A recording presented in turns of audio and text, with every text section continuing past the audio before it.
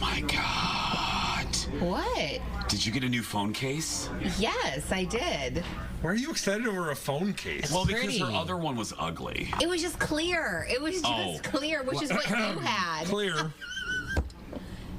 It's so boring. What happened to your seashell case? I never ordered it because you guys bullied me. Okay, now that word is strong. Yeah. We didn't bully you. We mildly critiqued your choice. Your actions were hurtful. They were very hurtful. It was ugly. I'm going to order in spite of you. Roll the open. Roll the pretty open. We're not bullying the open. It's not ugly. Just me. Yeah. Seashell cases are ugly. Definitely. Dead to me, Eric. You are so beautiful to me. Every day. Here we go. Let's make it a good day. Every day. We do it our own way. Sing it out every day. Yeah, let's make it a good day. Every day. Oh, no matter what they say. Oh, yeah. Now, here's Jason.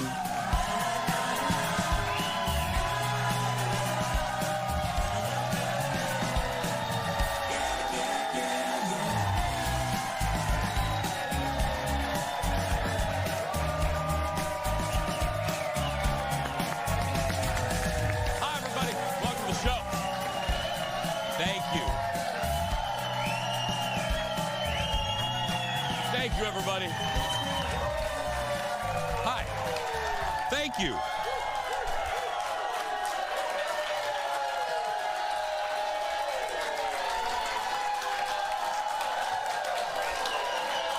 Thank you. Let's get started. Welcome to the show, everybody. Welcome to the Jason Show. I'm Jace. First today, we're still more than 3 weeks away from Halloween, but the city of Pittsburgh is already in the mood for Christmas. I love Pittsburgh. Is the Jason Show in Pittsburgh? Oh, no, so we can talk about him. Anyway, yeah. Thomas or not, we can talk about him. Just if you have kinfolk in Pittsburgh, don't tell them I'm saying this. Anyway, look at this. Pittsburgh put up its giant Christmas tree over the weekend.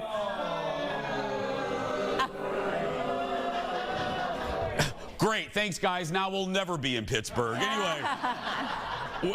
Never mind that we're still more than 2 months away from the actual holiday. While some people are bothered by this, there's actually a reason for doing it early, allegedly. Crews have to put the tree in place before building a frozen ice rink that opens in November. Okay. That's why they're doing it. Okay. Okay, fine. Now we're back being friends with Pittsburgh. There we go.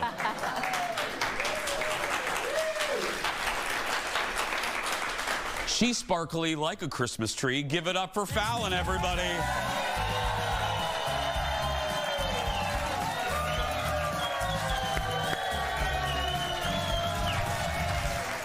Hello, friend. Hello. How you doing? I'm great. I still want to get that seashell phone case, but whatever. That's the actual one, right? Yeah, that was the actual one. It is not. No, Aaron. No. No. We don't clap for that ugly thing. No, we don't know. No. You have to. Did you? That is real. I love it. And it's good. Oh, okay. We got a split audience. If you're saying That's no, right. keep it to yourself. Security guard Ryan, clear half the audience. Clear off, yeah.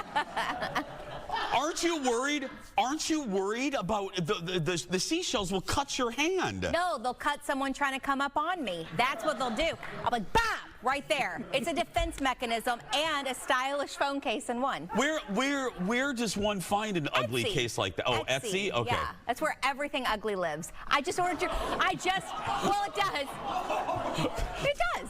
Send all of your emails to Fallon. Well, there are lots of beautiful things on there too, but there's some hideous things. I just ordered your Christmas present from there.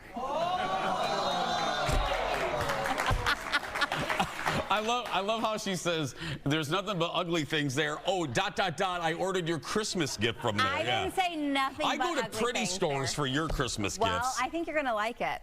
Really? Yeah. You already ordered my Christmas gift? $33. $33. Wow. Don't spend too much on me. Yeah. My radio partner, I ordered him something also, and his was $30, and he's highly offended yours was $3 more. Well, I can see where Colt is coming from. Yeah. Now I'm going to get you something for $35. Ooh, That's right. Okay. Don't tempt me with a good time. That's right. Let's get started, everybody. It's time for the hot dish. Roll it, Leo. Here we go.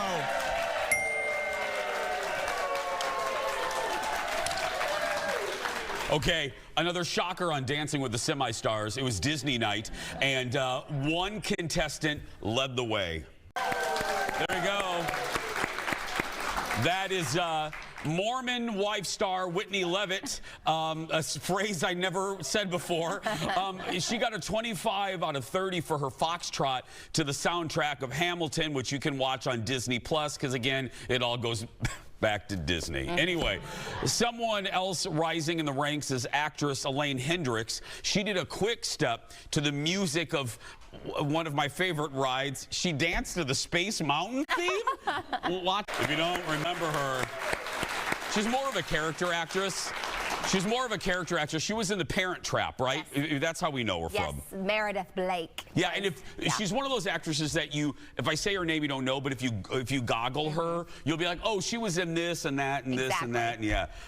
I'm always screaming on Space Mountain, so I never realized there was a soundtrack to the ride. Yeah, I guess so. But that is it. It rings true to me. Yeah, I like their little outfits. It was very cute. Good job, guys. Better than I could do. Oh, please. Again, I'm getting ready to do that. Oh, yeah. Have you started training? Yeah. No, Aaron, there is no. When do you start rehearsals? Yeah, I'm doing a charity event. Fallon and I both have radio shows, and my radio station does this big event that I hate more than life itself, and I hate it. And I've hated it for 15 years, and I'll hate it until I quit. But anyway, we're doing a Dancing with the Stars kind of thing, and I found out, and we got the category yesterday. We are dancing jazz funk. Oh, okay. That's fun. Yeah. Do you think I'm a 35-year-old gay white dude doing jazz. Nothing says jazz funk like Jason Matheson. Yeah.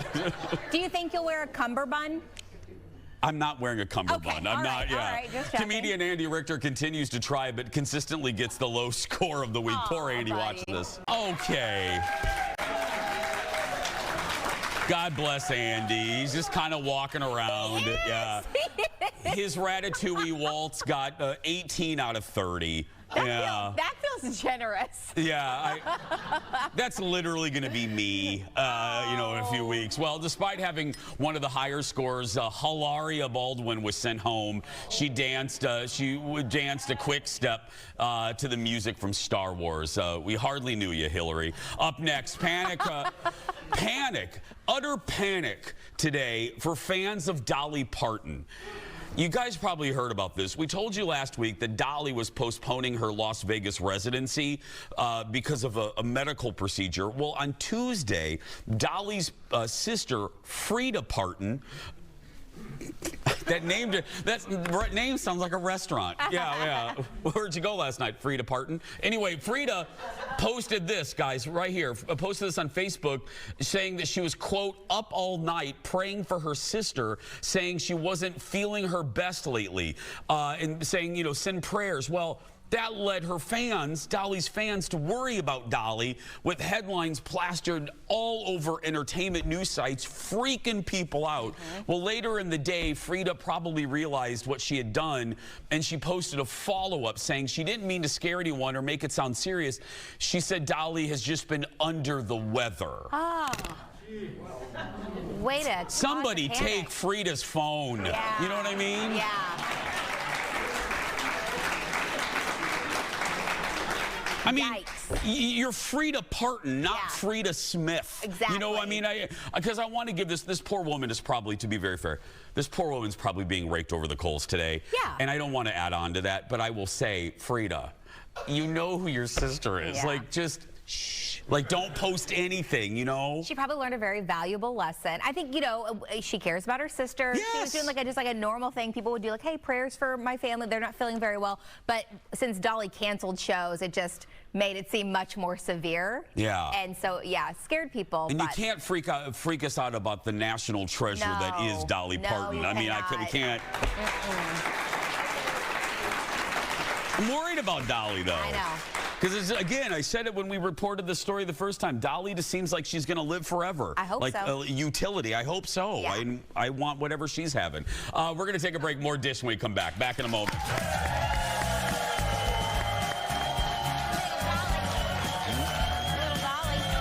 Hello, Dolly. Welcome back, everybody.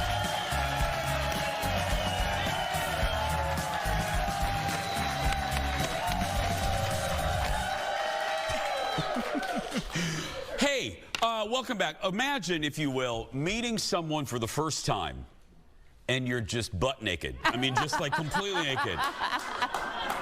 That's how I met photographer Eric. That's right, yeah. But you were both naked. We were both naked at that time, yeah. Well, that's exactly what happened. Listen to this, guys. That's what happened to Channing Tatum when he met Peter Dinklage on the set of his new movie. Channing explained it to Seth last night. Look at this. So the first time I truly met Peter Dinklage was our very first scene. Yeah. He did the same thing with me and Kirsten in our scene, and I'm butt naked. Yeah. And I had never really met Peter before. Yeah. And I literally shook his hand and I was just like, okay, you're gonna get to know everything about me today. And I thought they had a plan. I was like, you gotta have a plan, right? And I think I just read the script, and I'm naked in a lot of movies. And you know, so usually people have a plan, or they talk to you about their plan. And I remember getting there and being like, we haven't really talked about this plan. And I get there and I'm like, so how are we gonna shoot this? And he's like, I don't know. And I'm like, really? Well, so is it what is it gonna? We're thinking a oneer, and I'm like, that's not gonna work. That is not gonna work. You're gonna see something. I have to jump up on this bike rack where the camera's like right behind me. So if I jump up, I mean, it is. I don't know who would complain about that, Fallon. Just him, yeah. I mean, yeah. By the way, Channing stars in the new movie Roof Man about a real-life escaped prisoner who lived in a Toys R Us for 6 months. I mean... What? And he was naked, I guess, in the Toys R Us, yeah. Well, he probably had to get rid of his prison clothing. That's right, yeah. And at Toys R Us, they only sold, what, kids' clothes? So, Yeah, I mean, yeah. You couldn't put a onesie on. No, can't, no, yeah. More Dish now. Get ready for more game shows on TV. 2 popular games are headed to the small screen. This first one I'm excited about, Clue. Netflix, no, listen to this, guys. Netflix is making a competition series based on the game, on the board game. Players will go through physical and mental challenges to earn clues and solve the mystery. And work is underway, a lot of you will love this, on a TV version of Wordle over at NBC. Today Show anchor Savannah Guthrie will host, and of course, Jimmy Fallon's going to produce it. Both are big fans of the game that the New York Times owns, and half of my family plays every single day, and they talk to each other about the Wordle and how many did they get it. Do you play Wordle? I don't. It feels like it would be similar to like a Wheel of Fortune minus the wheel, though, right? Because you're trying to solve like a puzzle, kind of? I don't, because I've thought about this. Like, I thought, oh, I'm surprised they haven't made, because the New York Times bought Wordle for what, like millions of dollars. I thought, oh, I'm surprised TV folks haven't licked their chops to make it.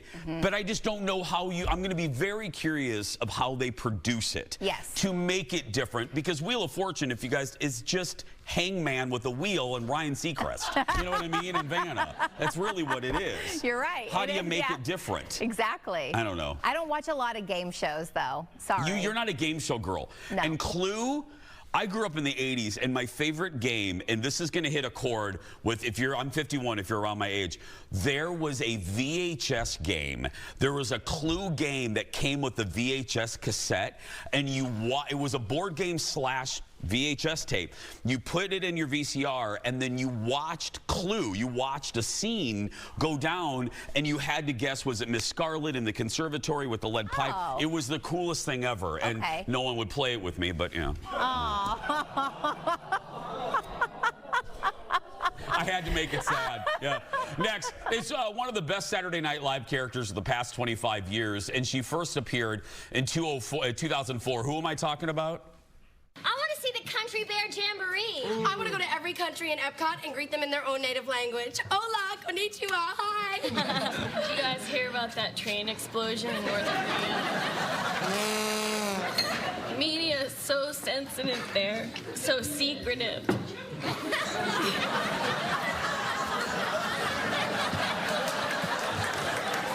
That we may never know how many people perished.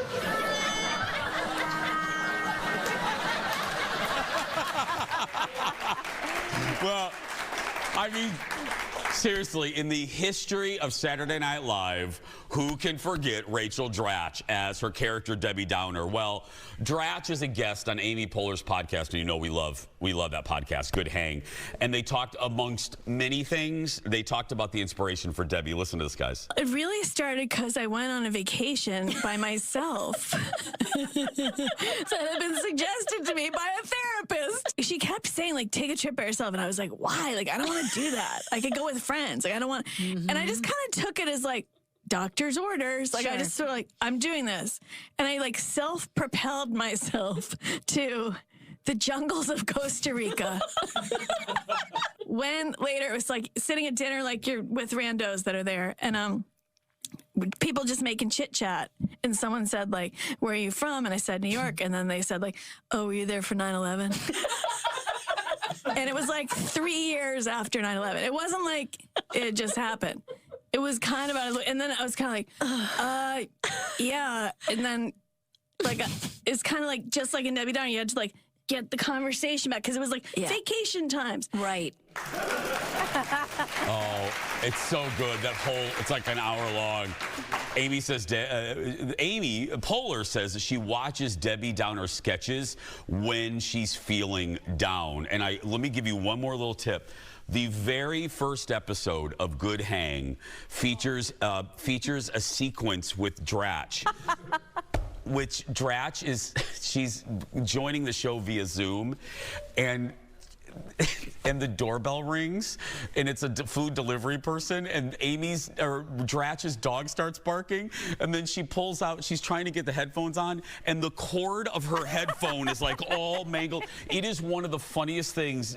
If you need a pick-me-up, watch that scene or watch that Debbie Downer. I think that Rachel Dratch is one of the most underrated stars of SNL ever. She's so good. So good. And people, the Disney World sketch had Lindsay Lohan, and people forget, they don't connect the fact that was I mean, obviously Debbie Downer went on for years, that the Disney World one was the first time ever, and it was one of the first times Rachel was featured in a main skit. So again, search for wherever you get your podcast, Good Hang, and hit that subscribe button. Next, a popular Apple TV Plus sitcom is coming back for a third season. Loot stars Maya Rudolph, speaking of SNL, as a billionaire who's determined to give away her fortune after a divorce settlement. Here's a little sneak peek at season 3. Beautiful, right? It's so rustic. I could just bottle the air up here. Surprise! What is that? It's our room for the night. I bought it from Will Smith today. It's so big, it's illegal in Europe. I'm a billionaire, and I'm going to give away more of my money to those who actually need it. Honey, be careful with your hands. You use that to point at things you want to buy. Maya's character, Molly. Molly decides to work at a charitable foundation, one that she forgot that she founded. Joining us right now are two of the cast members. Audience, give it up for Joel Kim Booster and Michaela J. Rodriguez. Hi, guys. Hi, friends. Hi. It's a lot of names. I love the show. A question for both of you. Catch us up. Whatever you can say without being spoilery, where are both of your characters as this new season begins? My character is knee-deep in still trying to take care of Maya's character, protecting her at all costs, maybe even to her detriment. I think Nicholas can be a little bit overprotective and thinks he knows what's best for Molly, but maybe he knew what was best for Molly in their old life, but, you know, we're 3 seasons in now, and she's changed a lot, and what her needs have changed a lot, too. So that's sort of where we meet him when the season begins. How about Sophia? I would say with Sophia, I mean, it's kind of similar to Nicholas's story because I feel like they're kind of similar in the same ways. She's opening up, she's busting at the seams when like we've never seen before, and we get to dial into other relationships that she has that are very close to her that she didn't expect to surprise her. So we'll be looking into that, and also more floral dresses. Yeah. What, you know, you guys know this. Every set has a vibe. Every set has a feeling to it when you walk on. Usually, you know, it starts from the top. What is, I would imagine the vibe on your set is hysterically light and funny. But how is the vibe on the set of Loot with Maya as kind of the lead? I mean, literally, she sets the tone for everybody. And the tone is so great. There's not a stinker in the bunch. It's a very low ego set, which I think is rare in my experience in this industry. And so it's nice. I mean, Maya, you know, is a superstar, but she's not siloed off from the rest of us in between takes. You know, she doesn't just hang out in her dressing room. She's sitting with all of us. We're chatting. You know, Michaela's playing Pokemon. I'm arguing with Ron. You know, it's just, it's so much fun. And it really is like the most positive work environment I've ever been on in terms of sets. And Michaela, don't you think when you're given an environment like that, it raises everybody's game and it gives everybody more creative freedom to do their best, don't you think? I agree 100%. I mean, we're already a bunch that like executed together collectively. Like we are just that kind of crew, but it makes it so much more easier when we are just like executing what we know and we have Maya to lead the way. Like it's so much easier and it's free. That's the best part about it. It's freeing. Before we go, we're already getting the wrap. Joel, Kim, I got to tell you, you're talking to Fallon and I are both fellow Hoosiers. We're Indiana folk. Oh, you're from Indiana, right? No, I'm actually from Illinois, but very close to the Indiana border.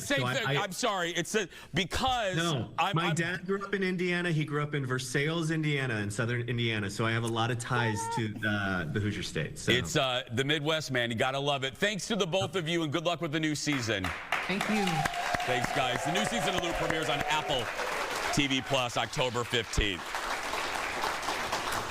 Okay, Bjorn told me he's from Indiana. He said his dad is, right? It counts, so. Let me hold on a minute. I got to write a note. Put ad in for new producer. There we go. Just so you know, I've been in the middle of an interview like that before with like Christopher Walken, and the person who did the research went to Wikipedia and everything they asked him.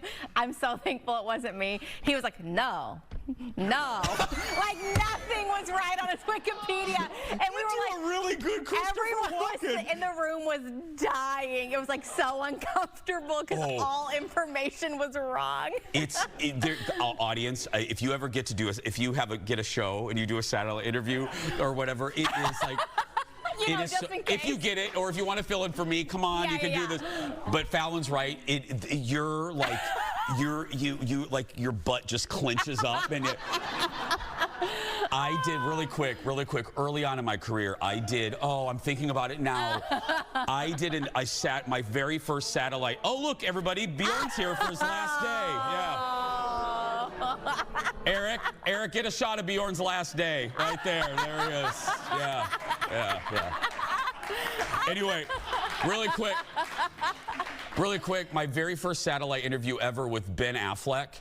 And I do the whole thing of like, hi, well, I'm like 26. I'm like, hi, welcome back, blah, blah, blah. Please welcome Matt Damon. Yeah, Jeff has that clip somewhere. We'll have to, We'll be right back. Back in a moment, everybody.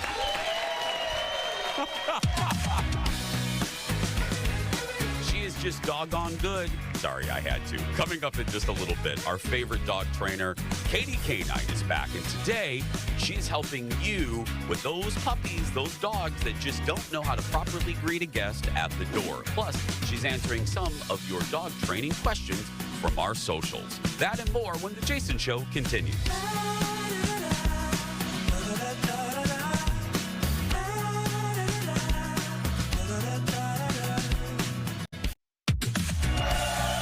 She's the best. You're going to love her, America, if you're new to us. Well, dog owners know this all too well. You have people coming over to the house, and when they ring the doorbell, your dog goes cuckoo for Cocoa Puffs. They jump on your visitors, or if you're Fallon's dog, they sniff your crotch. They escape out the door. They race around the yard. But it doesn't have to be that way as long as you know what and how to teach them. Here to share that wisdom and more, give it up for my favorite dog trainer, the great Katie K9, everybody. Okay. Yes. Really quick, just like, some members of the staff I just interviewed, you're from Indiana too, right? Somewhat. It's close. Hugo, Minnesota. Bjorn is so fired. Yeah. You're somewhat. What does that mean, Katie? I'm from Hugo, so kind of close. Okay, kind of close. Kind of close. By way of...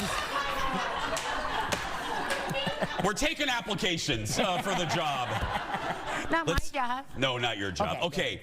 Let me ask a foundational question, and then we'll get to the tip. Okay. Why do dogs do that? Why do dogs jump and attack? Not attack, but why do dogs behave like that at the door with guests coming into your house? Well, first of all, it's their territory. Okay, and what's up the other side? It's their house. Right, exactly. And so usually, believe it or not, it's rewarded because when you come in the door, the dog is jumping all over you. And so interaction of any kind is cool. So even bad, like kneeing them or throwing them off, or it's like, yay, they touched me, so you got to learn that, no. I feel that way too sometimes, yeah. That calmness gets what they want, which is your attention. Okay. But a lot of people reward the wrong behavior. And the worst thing to do is to grab the dog's collar and restrain them back. Because like if I grabbed your arm and pulled you this way, your automatic reaction is to pull the opposite way. So the dog is trying to go forward, you grab the collar and pull him back, and the dog is like, give it to me, give it to me, give it to me. So you've got to understand how a dog thinks. So you have to have a plan. Yes. I got to tell you, you've changed my life in a lot of ways with my puppies. But this is another way that we really are working on because our dogs, they're not great at this, Katie. So you have to have a plan, right? Right. And if you have multiple dogs, you work each one individually. And then eventually you could answer the door politely with however many dogs that you got. Now, and there's usually a pot stirrer. The one that when the doorbell rings or the knock, the one that goes nuts first, and then everybody else follows. Okay. Now, we were supposed to have, and I apologize, I thought about having my dogs here today. That didn't happen because you have a demonstration. Yeah. I have a great idea if you'll go with me. You betcha. Instead of firing him, why don't we make Bjorn be the dog? Yeah.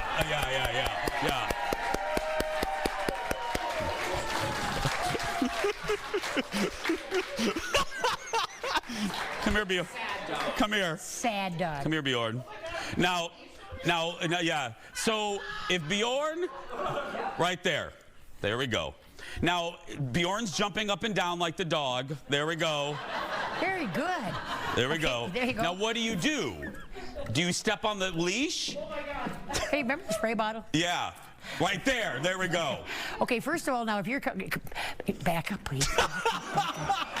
Nope, too far. Right there. Okay, now, because you're such a tall dog... No one's ever called Bjorn that ever in his life. Because what you want to do now, you're coming in from this way. Yeah. Okay, Hi. so you're going to walk, no. You're going to walk past the dog. I'm going to walk past. Because most people answer the door head on. Settle down. Very nice, very nice. But anyway, so what you want to do is normally you step on the leash. Yeah. So that, here we go, we'll just drop that. There you go. Okay, you step on the leash, so now if the dog tries to jump out at the person, that they correct themselves, okay? Thank you, Bjorn. Thank you very much. Okay, we're done with you. We can sit back down. There we go. All You're right. not fired anymore. There we go. Yeah, there we go. Yeah. And so the thing is that you want the dog to bark and let you know somebody's at the door. But once you see who it is, then you have almost all dogs are no to death. Every other word is no, no, no, no, and the dog is That's a no great point. what. Yeah. Okay, you got to teach the dogs words and what they want and what you want. So let's say the dog is barking. Now once you see who it is and you're okay with it, you're okay, right? I'm okay. Okay, good. But anyway, so the dog is barkity, barkity, barkity, barkity. So you're going to give a growl, and then you're going to blast them as they're barking in the face and say quiet. And as soon as they quiet, thank you. Don't say good girl or good boy. That gets them all nutsy in the headsy.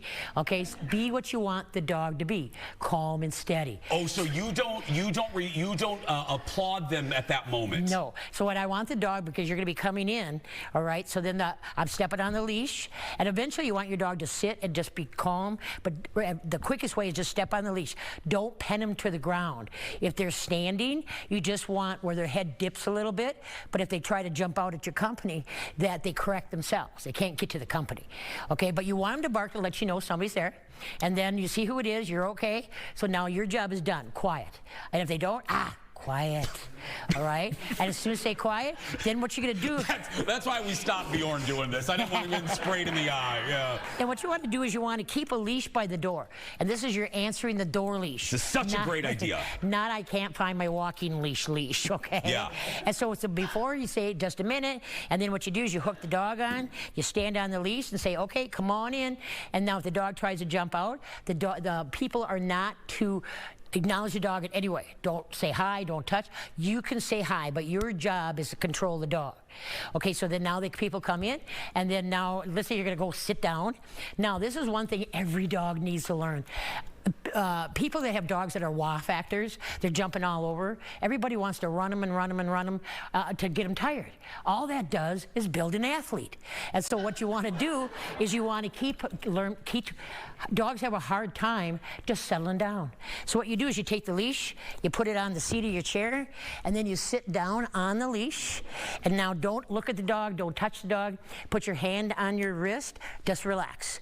Now if the dog's paws come up here or they come up into your face, what you're going to do is turn your head sideways, because that's a calming signal to a dog.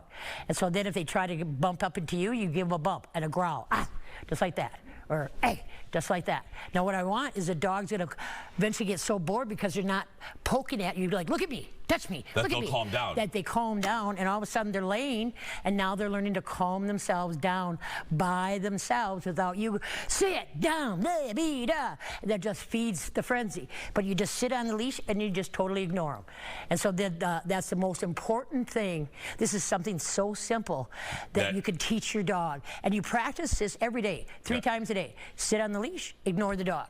Don't look at him, don't pet him. Now, if you got a tall dog, sometimes you forget you're sitting on the leash. Yeah. So then put your hands in your armpits, and that tells you don't touch the dog.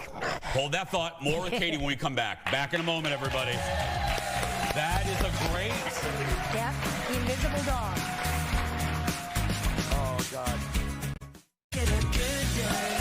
Welcome back, my dear friends. Katie K9's here. You can listen to her show. Search Katie K9 wherever you get your podcast and hit that subscribe button. I got to tell you, broadly speaking, and again, if you're new to us this season, Katie's new to you. Katie, just so you know, a little bio bit, has trained many of my dogs and does a fabulous show on the radio station I'm on called Katie K9. Yeah. This is a statement mixed with a question that you can expand on, less of a question.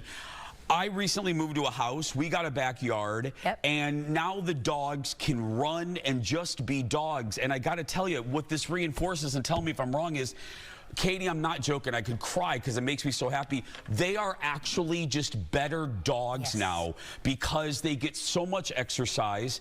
Am I on to something? Because they're better behaved. I can now leave them out when we go to the grocery store. They don't chew anything. I have just noticed an incredible difference of behavior.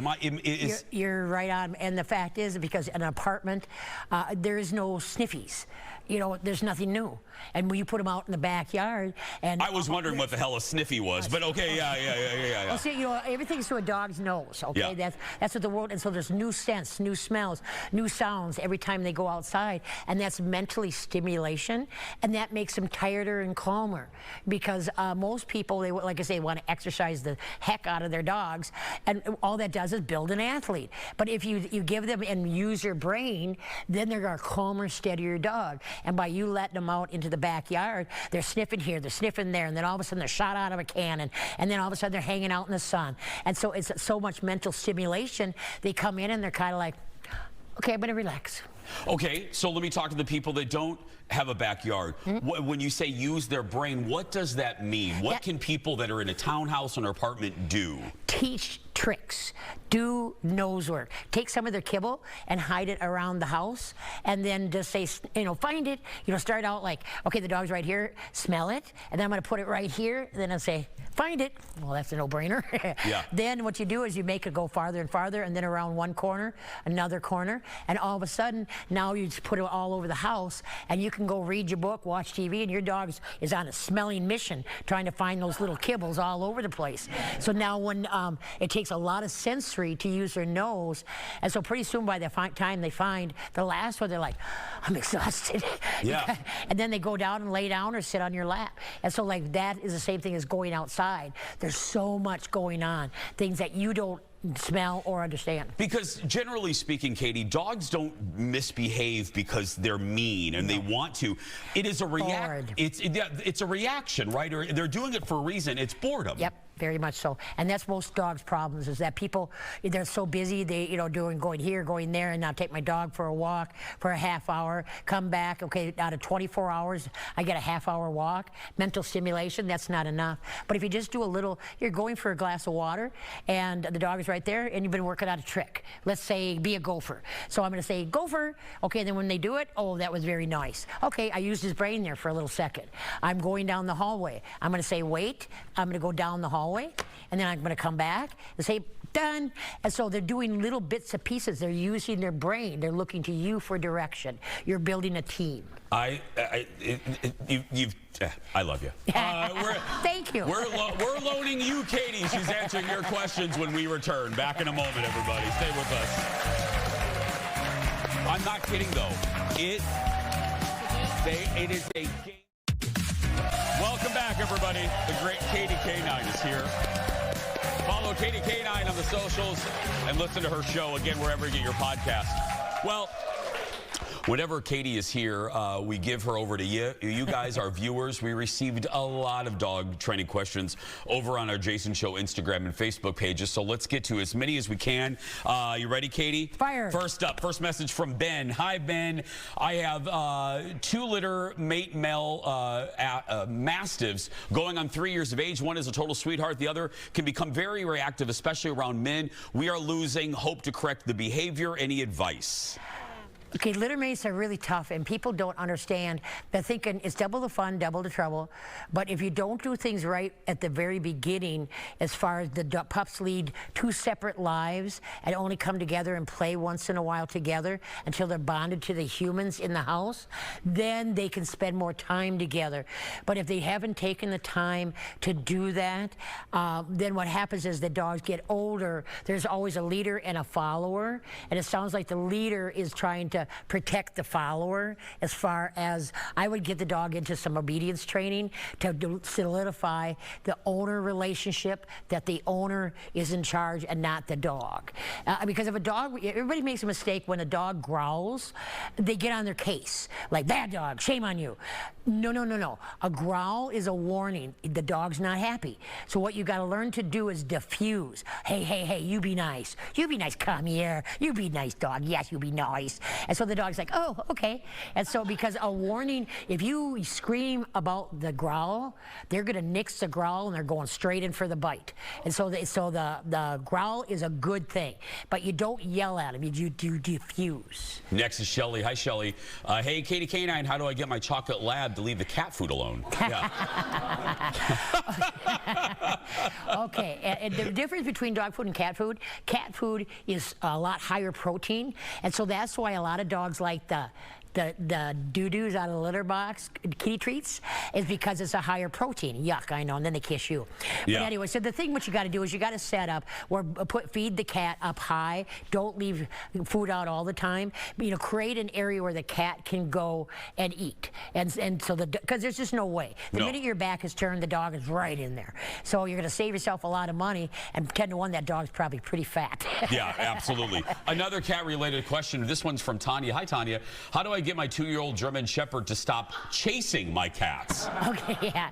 Okay, there again, you get yourself the right trading collar, call the right trainer, Katie Canine, and then what you do is you teach them the word leave it. And the word what? Leave it. Leave it. Okay, because the minute everybody reacts to the reaction of the dog. The dog's ears go up, they focus in like on a walk or whatever. A dog, person, cat. Okay, they wait to see if the dog's going to do it again. And then you have to react to their reaction. They're in motion. Guess what? That's harder to stop. But the minute the ears come up like they're into something, get into their head right away with a correction. Leave it. And as soon as the dog looks at you, thank you, very nice. All right, leave it. Very nice. Then you look at what? Pretty soon all you have to do is say the word leave it, and the dog's like, fine. Yeah. Okay? That's how the staff has me trained, by the way. Yeah. Next, a question from Kayla. Hey, Katie, how do I get my dog not to bark when I leave him at my apartment? I'm getting in trouble with my building manager. Okay, that right away. It's a good one. We just talked about, apartment dogs are bored, okay? He needs more mental stimulation, not exercise per se, but teaching something, like before they go to work or whatever, use the brain, do some obedience, do some tricks. They do have ultrasonic sound debarkers, so you put it in your apartment. If the dog barks, it emits a high pitch. Like, don't do that. Yeah. And so that works for some dogs, but you only use those if you have one dog, because it will take care of all the dogs with that high-pitched sound. But usually what it is a bored dog, and if they get into some obedience, do some tricks, and stimulate the dog. And then like at home, if the dog is barking at the window, quiet, and then we got our friendly water, quiet. And, if this doesn't, some dogs, especially labs, when you use the spray bottle, they go, got it. Got it. Got it. Okay, then you go half organic apple cider vinegar, half water, and just aim for the nose. Because you know how everybody winces when you say apple cider vinegar, like the taste? Okay, what happens, dogs have 1,700 taste buds. We have 9,000. So it's not the taste to them. It's the smell. The smell, yeah. Yeah, you did that right. I know. Again, the staff uses that on me, too. Yeah. Give it up for Katie Canine, everybody. For more information, head to her website, ktk9.com. We'll be right back. Back in a moment, friends. Thank you, kiddo. Thank you, sweetheart.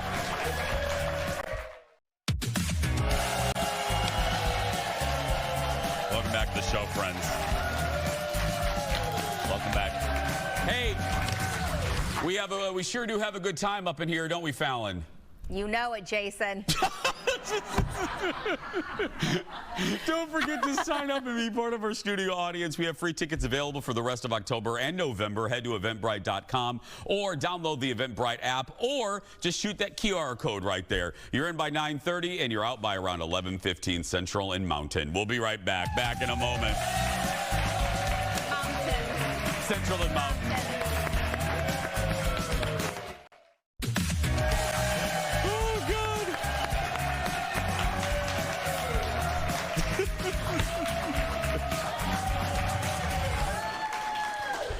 We don't really do this, but we're starting a new thing today of at-home viewer of the day. And today it's Pat Bedell, who who just sent us just one sentence to our DM on our Jason Show Facebook page. Pat writes the following: "The seashell phone cover is ugly."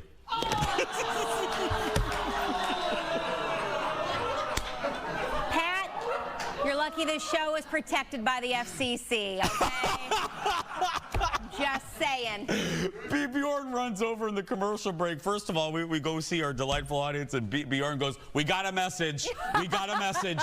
And Bjorn goes, "It's from a woman that thinks the Fallon seashell phone cover is very, very ugly." There we go. Thank you, Pat. Well, whatever. I like it. I love now the viewers are booing other viewers. Yeah. Hey, we're turning them against each other. Exactly. Tomorrow, she's an expert in all things Wizard of Oz. Tori from the Oz Vlog is back to talk about Wicked for Good and the Wizard of Oz of the Sphere. That's tomorrow. But right now, scan that QR code if you want to come see us. And if you're a kid being bullied, you go out there and be yourself, because nobody can tell you you're doing it wrong. Bye, everybody.